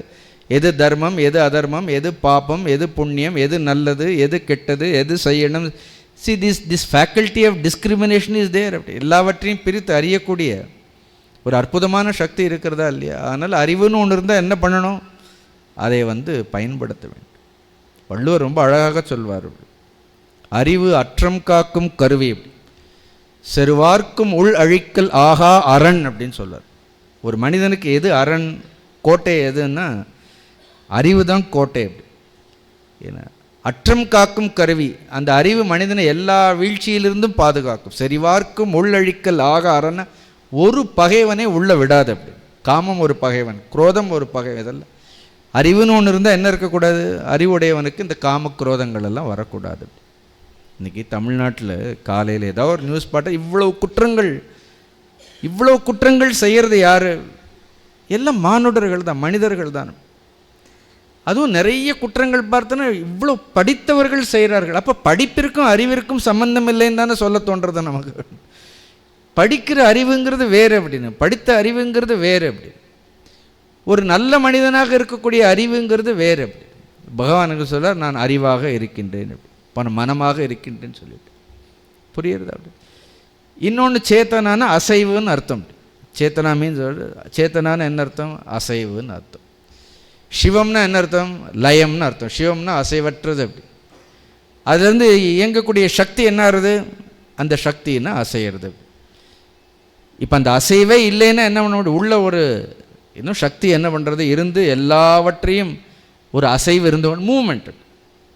அதான் ஸ்லோகங்கள் எல்லாம் உண்டு. யாதேவி சர்வபூதேஷு சேத்தனாரூபேண சம்ஸ்திதா நமஸ்தஸ்யே நமஸ்தஸ்யே நமஸ்தஸ்யே நமோ நமகன்னு. அதே மாதிரி உள்ள என்ன இருக்கிறது? ஒரு சக்தி இருக்குது. புத்திங்கிறது ஒரு சக்தி, அறிவுங்கிறது ஒரு அபரீதமான ஒரு ஆற்றல். அது பூதானாம் அஸ்மி சேத்தனா. அறிவு நான், மனம் நான். எப்படி சொல்கிறார் பாருங்க பகவான். அவ்வளோதான். இந்த பாடலில் எத்தனை பார்த்தோம்? இதில் இந்த சாமவேதம் பார்த்தோம், இந்திரியங்கள் பார்த்தோம், மனசு பார்த்தோம், 4 பார்த்துட்டோம். இதுலேயே 4 இருந்தது. இப்போ 4 4 8. ஏற்கனவே முதல்ல என்ன பார்த்தோம்? 2. எண்ணிண்டே வாங்க. அப்படி இது வரைக்கும் 10 விஷயங்கள் சொல்லிட்டார். அப்படி 10 விபூதிகள் பார்த்துட்டார். அடுத்து இருக்கக்கூடியது பாருங்கள், ரொம்ப அற்புதமான விபூதிகளை சொல்கிறார். 23வது ஸ்லோகம் பாருங்கள். ருத்ராணாம் சங்கரஸ்சாஸ்மி வித்தேஷோ யக்ஷரக்ஷசாம் வசூனாம் பாவகஸ்சாஸ்மி மேருஷிகரிணாமகம். அடுத்து 4 விஷயங்களே சொல்ல. ருத்ரானாம் சங்கரஸ்சாஸ்மி, ரொம்ப அழகான ஸ்லோகம் இது. ருத்ரர்களில் எத்தனை ருத்ரர்கள் சொன்னேன்? 11 ருத்ரர்கள், ஏகாதச ருத்ரர்கள். ருத்ர லோகம்னே ஒரு லோகம் இருக்கிறது. இந்த மானுட லோகத்திற்கு ரொம்ப சமீபத்தில் ஒரு ருத்ர லோகம் இருக்கிறது. யாரெல்லாம் ருத்ரனை உபாசனை பண்ணார்களோ அவர்களெல்லாம் ருத்ரஸ்வரூபமாகவே அங்கே இருப்பார்கள்னு என்னுடைய குருநாதர் சொல்வார். 11 ருத்ரர்கள். அதில் ரொம்ப முக்கியமானவர் என்ன? எல்லாம் 11 பேரும் ருத்ராம்சம் பொருந்தியவர்கள். அதில் நான் சங்கரனாக இருக்கின்றேன். இந்த பேர் ரொம்ப பாப்புலர், எல்லா இடத்துலையும் நம்ம பார்க்கக்கூடிய பேர். சங்கரஸ்சாஸ்மி. ஷம் கரோதி இத்தி சங்கரகன்னு. ஷம்னாலே என்ன அர்த்தம்? மங்களத்தை கொடுப்பவர்னு அர்த்தம். பொதுவாக மும்மூர்த்திகளை சொல்கிறோம். ஒன்று பிரம்மா, இன்னொன்று விஷ்ணு, இன்னொன்று ருத்ரர்னு சொல்கிறோம். ஒன்று படைத்திற்கான இறைவன், இன்னொன்று மகாவிஷ்ணு, எல்லாவற்றையும் காக்கக்கூடியவர். ருத்ரர்னாலே அழிவுக்கான கடவுள்னு பொதுவாக சொல்கிற மாதிரி எல்லாவற்றையும் அழிக்கக்கூடியவர் இல்லை அப்படின்னு. இந்த சிருஷ்டியில் எதெல்லாம் தேவையில்லாத ஒரு விஷயம் இருந்தால் என்ன, அதையெல்லாம் அழிக்கப்படுகின்றது. எந்த ஒரு ஆக்கப்பூர்வமான விஷயமும் எதிலிருந்து தோன்றுகின்றதோ ஒரு அழிவிலிருந்து தான் தோன்றும் அப்படி இல்லையா? அது கூட ஒரு விதை அழியலைன்னா என்ன ஆகும்? ஒரு விதை அழியலைன்னா அது முற்று பெறலைன்னா அதுலேருந்து என்ன முளைக்காது? ஒரு செடிங்கிறது முளைக்காது. அதே மாதிரி இந்த ருத்ரருங்கிறது என்ன அர்த்தம்? இந்த ருத்ரருங்கிறது ஏதோ அழிக்கிறது கிடையாது. நம்மிடத்தில் இருக்கக்கூடிய எல்லா கீழான எண்ணங்களையெல்லாம் என்ன பண்ணுவார் அப்படின்னா, is pent upon destroying it. அதனால தான் ருத்ரரை என்ன பண்ணார்? ருத்ரரை உபாசனை பண்ண வேண்டும். சிம்பிளாக எல்லாரும் பண்ணலாம். ஆனால் வேதங்கள் என்ன பண்ணிருக்கு? ருத்ரரை மூர்த்தியாக வழிபடக்கூடாதுன்னு சொல்கிறார்கள். ருத்ரரை உருவமாக வழிபடக்கூடாதுன்னு சொல்வார். எப்பொழுதும் அந்த ருத்ரரை லிங்கத்தில் தான் வழிபட வேண்டும்னு சொல்வார். அதனால தான் ரொம்ப பிரசித்தமானது, ஏற்கனவே யஜுர்வேத மந்திரங்களே ரொம்ப பிரசித்தமானது எது அப்படின்னு, ஸ்ரீருத்ரம்னு. இது 11 அணுவாக்கங்கள் உண்டு. அப்படி எனக்கு ஒரு சந்தர்ப்பம் கிடைச்சா அதில் கூட பேசணும்னு ஆசையாக இருக்கிறது. அதுக்கு சைனாச்சாரியர்லாம் பாஷ்யங்கள், அதுக்கு ஒரு 3 பாஷ்யங்கள் படித்தேன் நான். ருத்ரத்திற்கு அவ்வளோ பாஷ்யங்கள் எல்லாம் இருக்கிறது. அப்படி சொல்கிறதுக்கு ரொம்ப ஆனந்தமாக இருக்கிற ருத்ர ஏகாதஷ் 11 அணுவாக்கங்கள் உண்டு அதற்கு. ஏகாதஷ ருத்ரன்னா அவ்வளவு ருத்ரம் மாதிரி. ருத்ரத்தை நம்ம அபிஷேகம் பண்ணணும், ஒரு லிங்கத்தை எடுத்து தான் என்ன பண்ணணும்? லிங்கத்தை எடுத்து தான் அபிஷேகம் பண்ணணும். ருத்ரத்தை ரூபமாக பண்ணக்கூடாது. ரூபமாக பண்ண குரோதம் வரும். அதான் அஸ்வத்தாமா ருத்ரஸ்வரூபி. அவன் கடைசியில் அவனுடைய கோபமே அவனை என்ன பண்ணுறது? அழிக்கிறது. ருத்ரனை ஒரு லிங்கத்தில் வழிபட வேண்டும் அப்படின்னு சொல்கிறார்கள். அது சிவ தத்துவமே. சிவனே ருத்ரராக இருக்கின்றார். ரோதயதி சர்வான் அந்த காலே இது ருத்ரகன்னு. ருத்ரம்னாலே ரோதயதி சர்வான் அந்த காலம். அந்த காலேன்னு என்ன அர்த்தம்?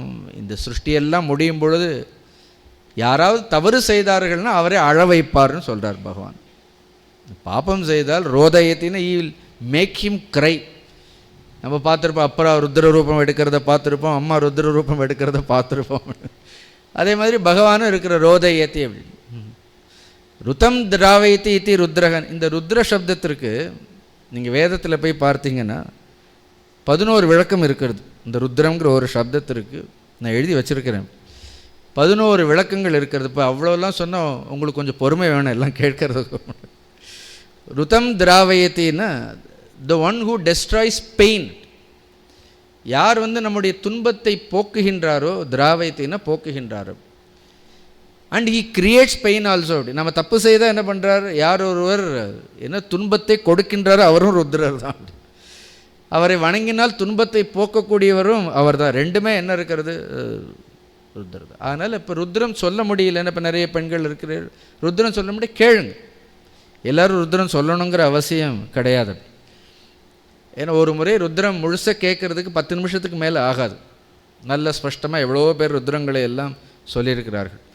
உட்கார்ந்து என்ன பண்ணுங்க, டெய்லி ஒரு 10 நிமிஷம் போட்டு ருத்ரத்தை கேளுங்க.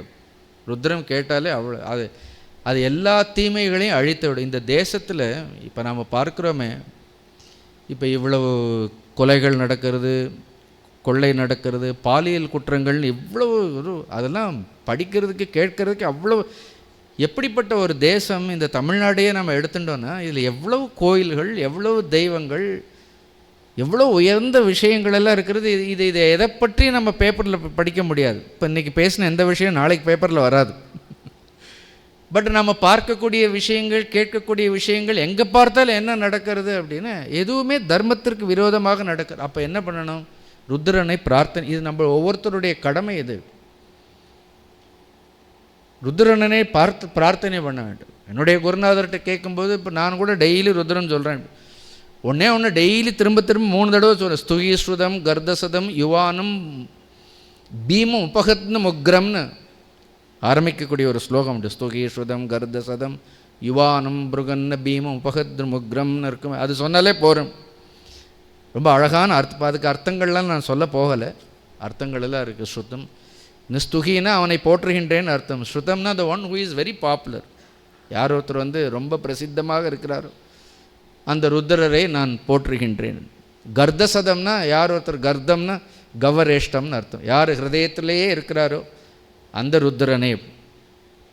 ஸ்துகி ஸ்ருதம் கர்தசதம் யுவானம், எப்பொழுதும் யுவனாகவே இருக்கின்றார். முருகன்ன முக்ரம், முருகன்ன பலமுக்ரம். அப்படி சாதாரண நம்ம முருகன் சிங்கத்தை போன்று பலம் வாய்ந்தவர். அப்படி உபகன்ன முக்ரம்னா யார் ஒருவர் எல்லாவற்றையும் அழிக்கிறாரோ. அப்படி உக்ர ரூபமாக எல்லா தீமைகளையும் அழிக்கக்கூடிய கடவுள் யார் அப்படின்னு. அதனால் ருத்ரர் அழிப்பவர்னா என்ன அர்த்தம்? தீமைகளை எல்லாம் அழிக்கக்கூடியவர். பகவான் ருத்ரரே தான் அவதாரம் எடுத்து வரணும், வேறு வழியே இல்லை. இப்போ இருக்கக்கூடிய நிலைமைக்கு பார்த்தோன்னா நடக்கக்கூடிய அநியாயங்களுக்கெல்லாம் என்ன அர்த்தம்? நாம் பண்ணணும். அதனால தான் நிறைய இப்போ ஒரு ஜென்ம நட்சத்திரம் ஏதோ பிறந்த நாளையெல்லாம் கொண்டாட ஒரு ருத்ரஹோமம் பண்ணால் ரொம்ப நல்லது.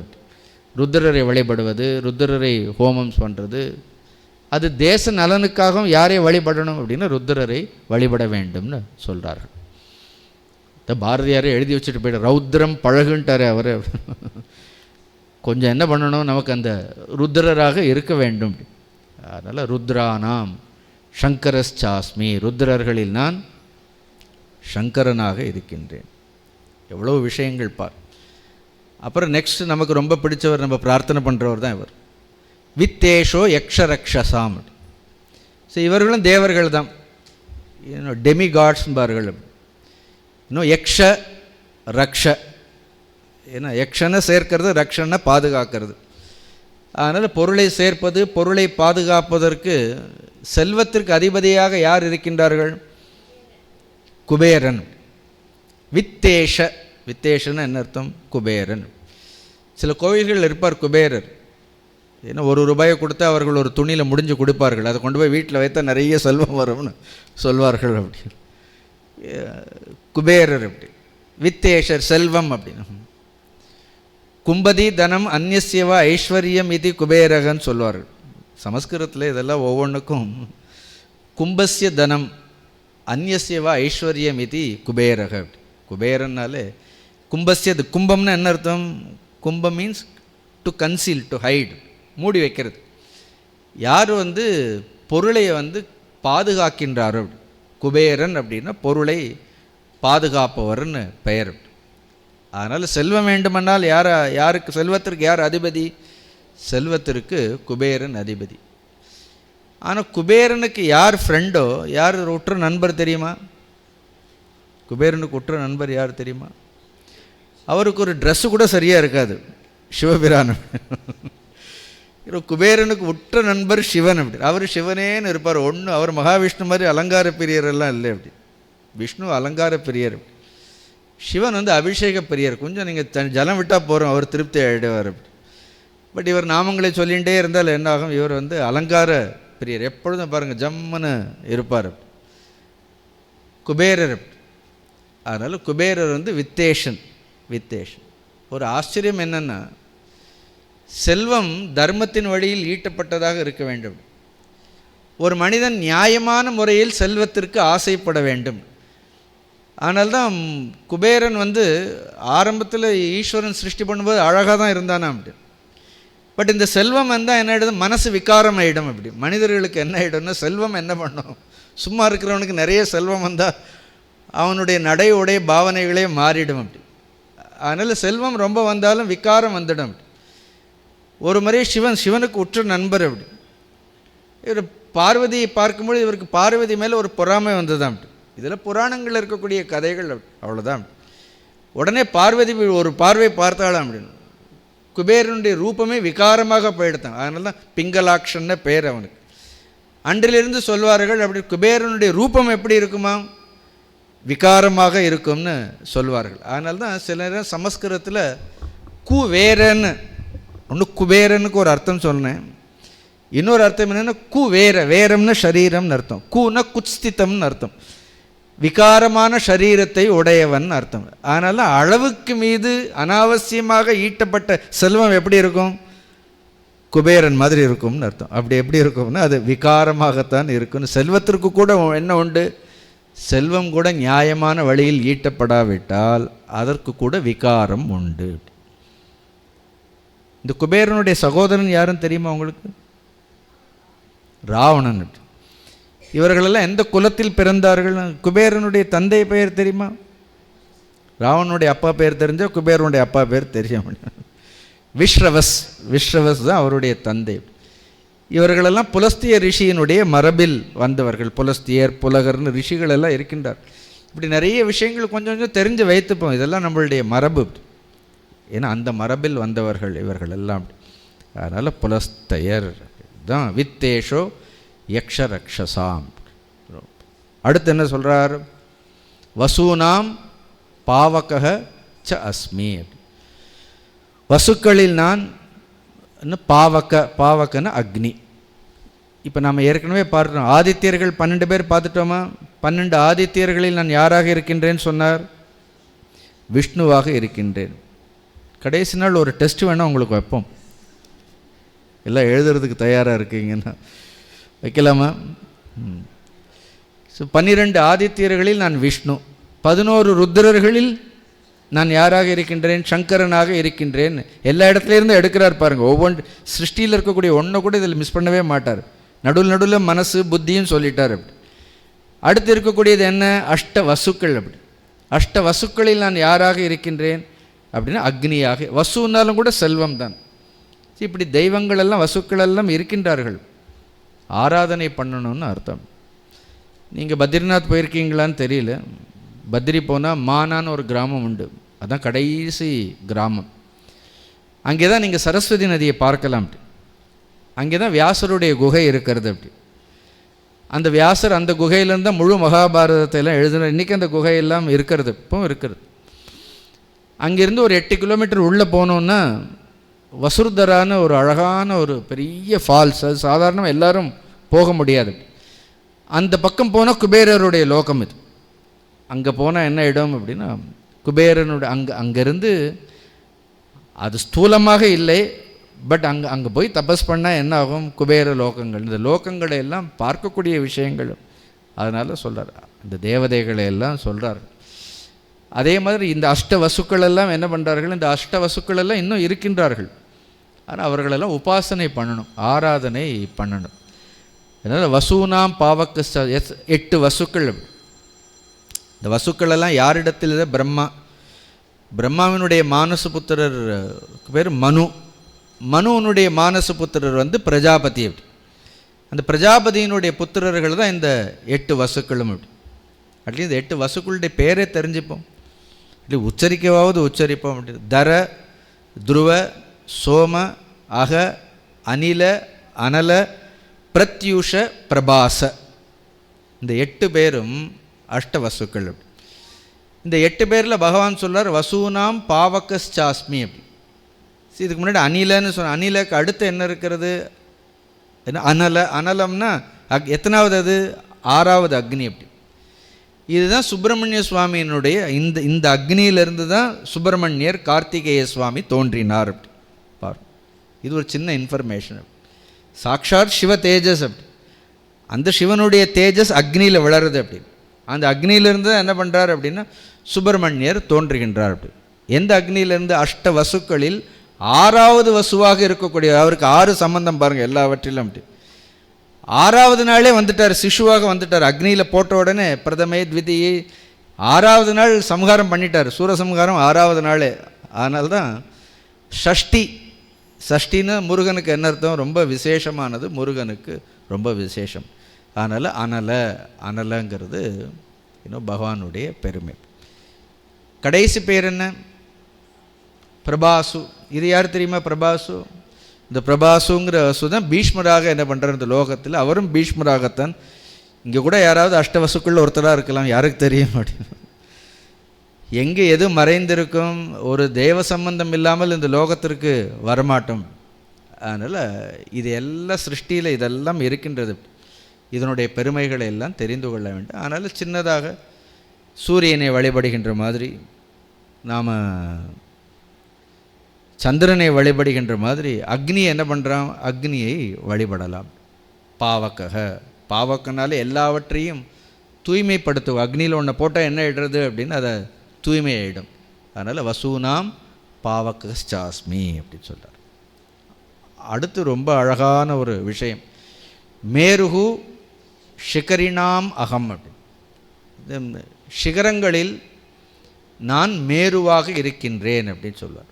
மகாமேருன்னு சொல்கிறது உண்டு, சுமேருன்னு சொல்கிறது உண்டு. இதை பற்றி கேள்விப்பட்டிருக்கீங்களா? இந்த மேருவை பற்றி இப்போ நிறைய இடங்களில் என்ன பூஜை பண்ணுவார்கள்? இந்த மேருவை வைத்து பூஜை பண்ணுவார்கள். பார்த்துருக்கிறீங்களா இல்லையா? மேருவை வைத்து பூஜை பண்ணுவார்கள். இந்த மேருங்கிறது மலை இல்லை. So it is not a mountain. இது வந்து சிகரம் அப்படின்னா என்ன அர்த்தம்? It is a top. அது வந்து ஒரு சிகரம். அதை பார்க்க முடியுமா அப்படின்னா, இதிலேருந்து நீங்கள் புராணங்களில் மட்டும்தான் அந்த மேருவை பற்றி படிக்க முடியும். இந்த மேருங்கிறது ஒரு மலை இல்லை. இப்போ நீங்கள் ரொம்ப தேடியெல்லாம் பார்த்தீங்கன்னா ஆஃப்ரிக்காவில் ஒரு மேரு இருக்குது, அது இருக்குதுன்னு சொல்லுவோம், நார்த் போல் சொல்கிறோம். ஸோ தேர் ஆல் டிஃப்ரெண்ட். ஜஸ்ட் இன்ஃபர்மேஷன் உங்களுக்கு சொல்கிறேன். இந்த மேருங்கிறது படைப்பில் இருக்கக்கூடிய ஒரு தண்டம். இது ஒரு ரே ஆஃப் லைட். அது வந்து பாதாளத்திலிருந்து, ஏன்னா மேலே இருக்கக்கூடிய பிரம்மலோகம் வரைக்கும் என்ன இருக்கிறது அப்படின்னா, இது வியாபித்து இருக்கக்கூடிய, ஆங்கிலத்தில் சொல்லணும்னா it is called a cosmic pillar.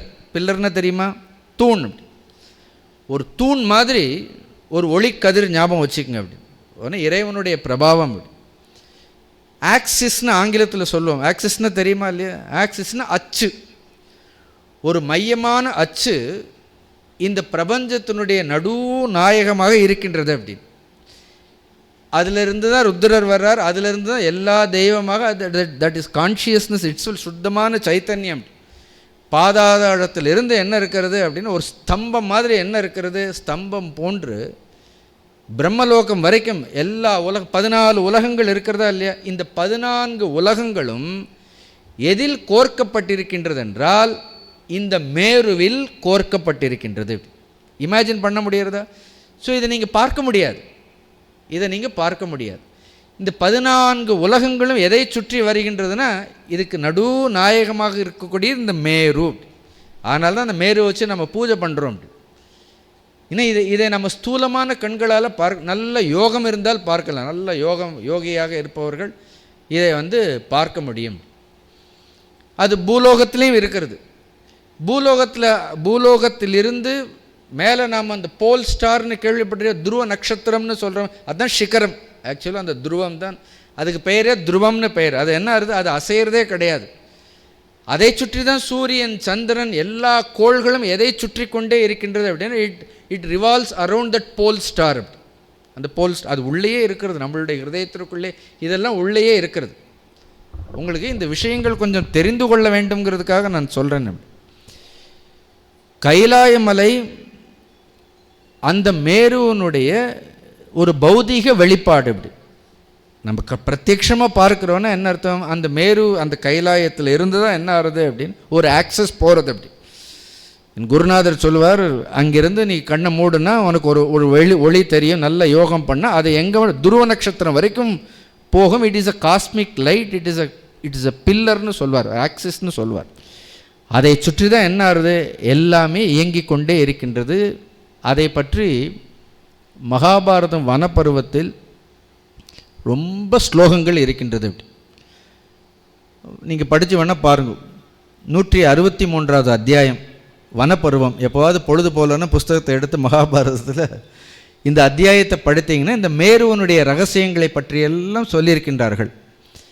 இந்த மேருவனுடைய தரிசனத்தை ஆர்டிஷேனர்னு ஒரு ரிஷி, இப்போ பாருங்கள் ஆர்டிக்னு சொல்கிறோமா இல்லையா, அதுவே இங்கேருந்து தான் வந்தது. இந்த வார்த்தையை அந்த ரிஷியின் இடத்துலேருந்து தான் வந்தது. அப்படின்னு எல்லாமே அங்கேருந்து வந்தது தான். பேர்கள் எல்லாம் அங்கேருந்து வர. இந்த ரஷ்யாங்கிற பேரே ருஷி தான், ருஷியிலேருந்து வந்தது தான் ரஷ்யாங்கிறது. இப்படி தான் பேர்களே அப்படி தான் இருக்கிறது. அவ்வளோ ருஷிகள் இருந்திருக்கிறார்கள் அங்கெல்லாம். ஸோ 163வது அத்தியாயம் நீங்கள் மகா வனப்பருவத்தில் படித்தீங்கன்னா ஸ்லோகங்கள் எல்லாம் இருக்கிறது. அப்படி உங்களுக்கு கேட்க ஆர்வமாக இருந்தால் ஒரு 2 ஸ்லோகம் சொல்கிறேன் அதிலிருந்து. ஏன்னா மேருவை பற்றி அங்கே இருந்து தர்மபுத்திரருக்கு அந்த ஆர்டிஷேன ரிஷி இந்த மேருவனுடைய பெருமையெல்லாம் சொல்லி காண்பிப்பார். அப்போ அவர் அதை எப்படி பார்த்துருப்பார் தர்மபுத்திரர்? அதை பார்க்கக்கூடிய ஆற்றல் தர்மபுத்திரருக்கு இருந்திருக்கின்றது. அப்படி அது இருந்திருக்கின்றது. அப்படி அதில் சொன்னால் அதிலிருந்து தான் உதீச்சிம் தீபயன்னேவ திஷம் திஷ்டதி வீரியவான் மகாமேரு மகாபாஹோ சிவோ பிரம்மவிதாம் கதிஹி. அப்படி அந்த மேருவிற்கு என்ன, அந்த ஆக்சிஸ்க்கு என்ன இருக்கிறது, டைரக்ஷன்ஸ் இருக்கா இல்லையா, அதில் தான் சொல்லார் யாச்சியாம் பிராச்சியாம் நாராயணஸ்தானம் மேரோ அதிவிராஜதே தேவா அபின பஷ்யந்தி சர்வதேஜோமயம் சுபம் யதயஸ்தத்ர கச்சந்தி பக்தியா நாராயணம் ஹரிம். ஸோ அந்த மேரு, அதனால தான் டெய்லி மேரு வச்சு பூஜை பண்ணுறார்கள்.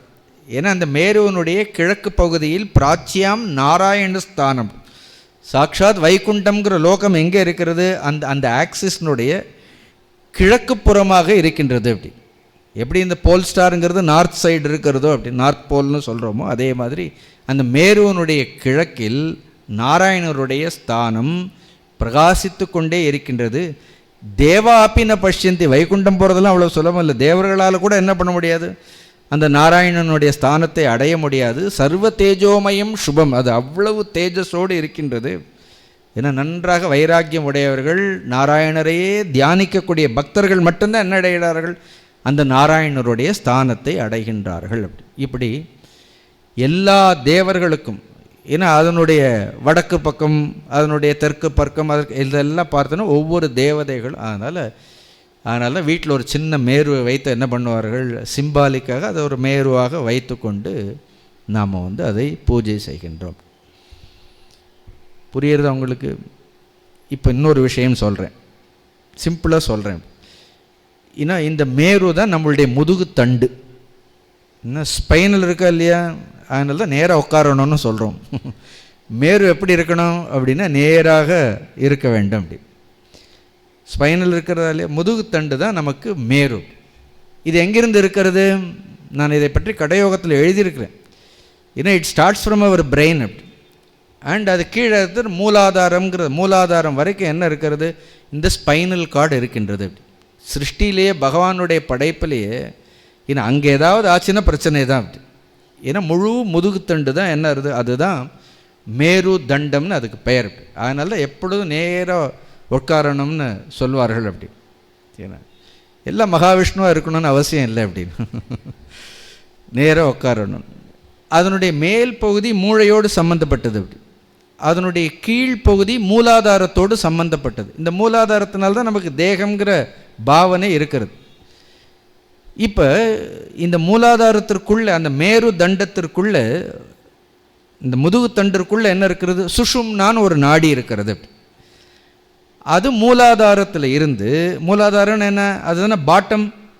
அப்போ மேரு சிகரத்தினுடைய பாட்டம் எது, மூலாதாரம். இப்போ பகவான் என்ன சொல்கிறார், மேருகு சிகரினாம் அகம்னு சொல்கிறார்.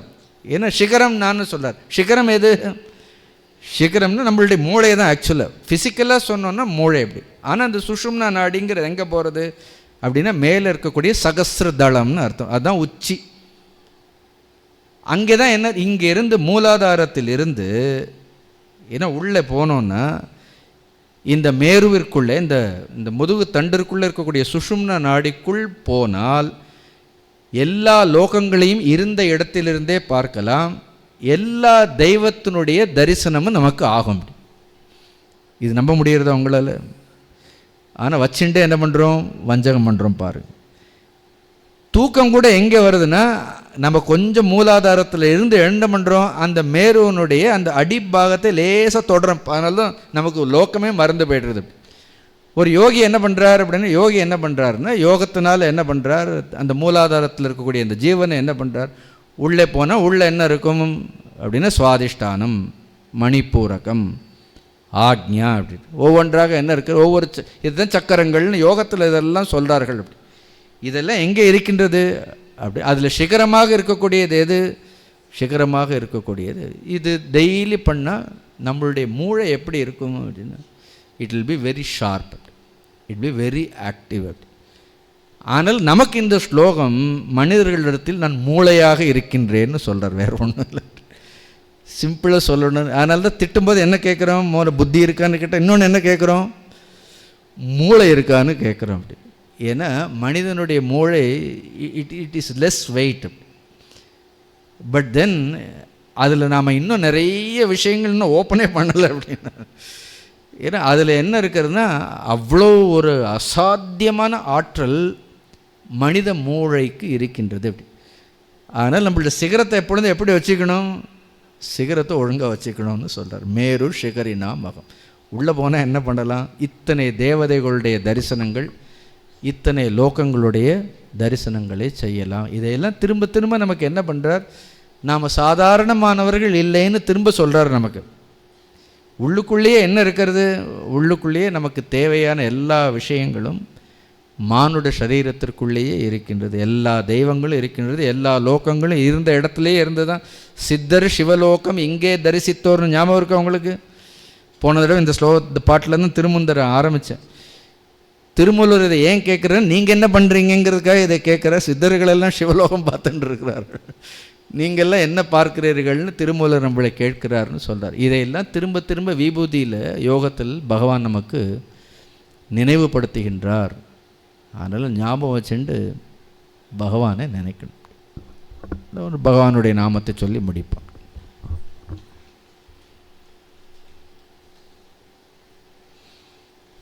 ஸ்ரீ கிருஷ்ண கோவிந்த ஹரே முராரே,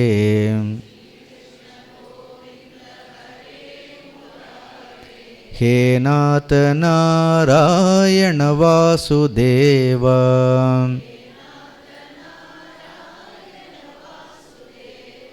ஸ்ரீ கிருஷ்ண கோவிந்த ஹரே முராரே,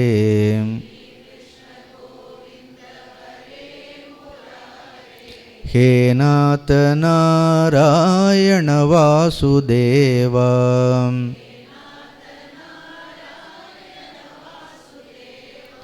ஹே நாத நாராயண வாசுதேவா,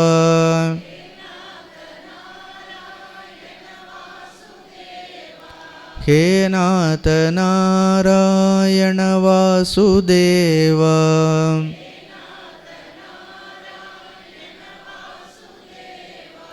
ஹே நாத நாராயண வாசுதேவா,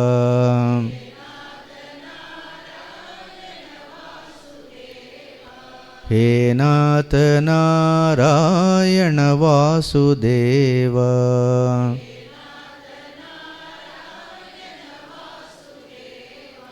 ஹே வாசுதேவா. ஓம் பூர்ணமத பூர்ணமிதம் பூர்ணாத் பூர்ணமுதச்யதே பூர்ணஸ்ய பூர்ணமாதாய பூர்ணமேவாவசிஷ்யதே.